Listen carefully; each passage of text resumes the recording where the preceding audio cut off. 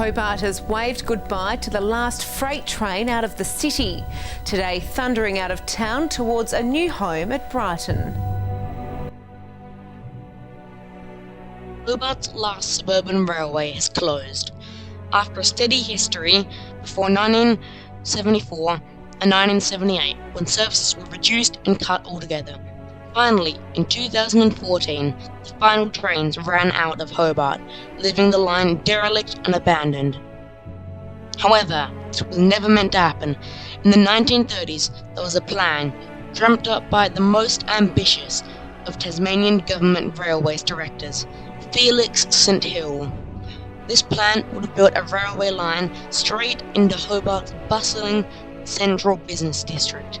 Hi, I'm Tasmanian, and this is the plan to save Hobart's railways.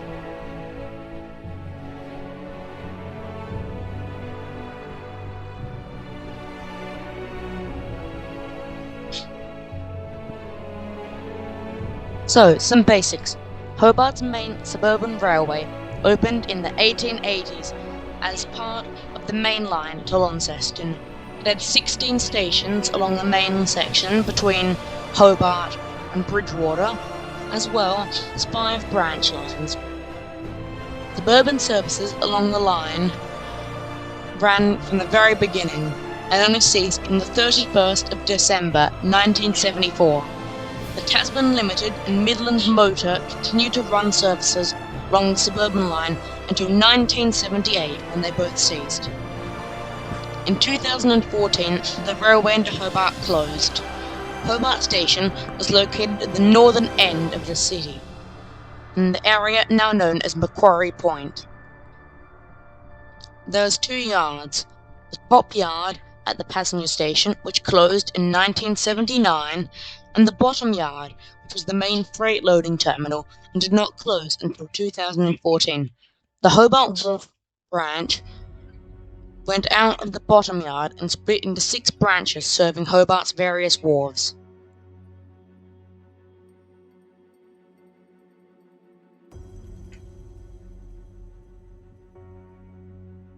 This is where the proposal comes in. In the 1930s, Hobart's suburban passenger trains were starting to have a hard time. Overflowing trains and a lack of capacity was a major problem. To help with this, a proposal was created to build a new railway line to come off the main line around Regatta Point, go through a 600-metre tunnel under Queen's Domain and the Cenotaph, before emerging and running on a sky rail to a new station at the corner of Collins Street and Argyle Street. This initially caused major protests, as the former Hobart General Hospital could not have expanded if the station was built. This image from the Mercury in July 1937 illustrates their plan. Note the low density of Hobart CBD and the new sidings to be constructed at Macquarie Point. The old station at Macquarie Point would have been destroyed and the land been open for new developments.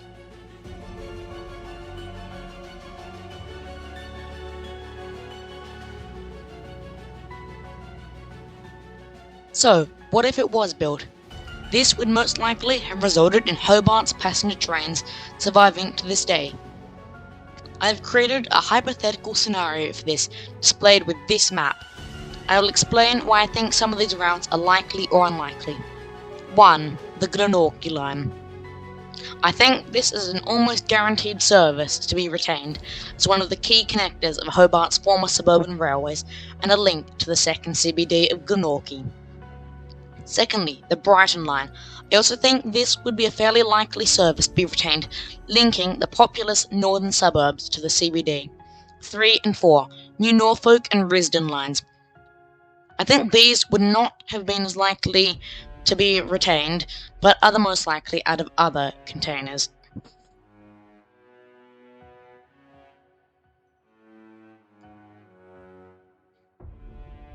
So, was there any chance of this going ahead? Well, yes. The plan was supported by the Public Works Department, Tasmanian Government Railways, and Premier Albert Ogilvie. The main factor behind the plan's demise was the untimely death of Ogilvie in 1939. This, combined with the focus on other projects such as the Pinnacle Road and Hobart Bridge, as well as the outbreak of the Second Great War in September 1939, led to the cancellation of the project. However, there are some signs that may possibly show that some works were carried out to begin construction. The first and most noticeable was this trench dug for the mouth of the tunnel at Regatta Point. In recent years, the intercity cycleway was built through the trench, but it is still quite clear that something was there. This aerial image from 2003 shows that it was still there. Very clear. There was also this line in the grass, but I'm not sure if this is related to the railway or not. If it was, perhaps it was at the other end of the tunnel where it climbed onto the sky rail that was never built.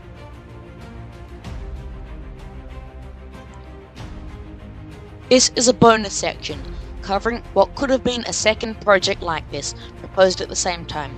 There is not enough information about this to warrant a full video, but in simple, it was a line similar to the one in Hobart, built to Launceston CBD in the north of Tasmania.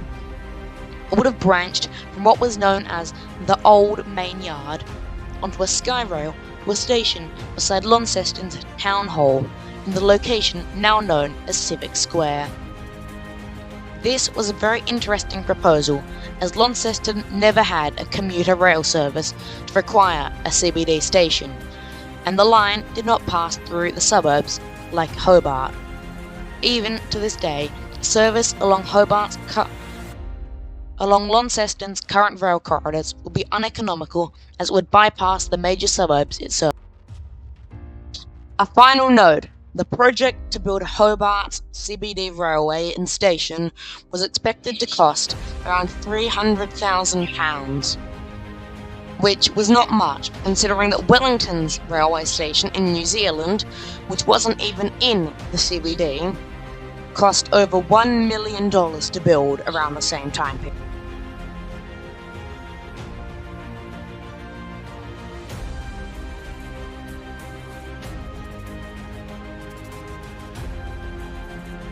I would like to thank you very much for watching this video, and I will see you next time on Tasmanian.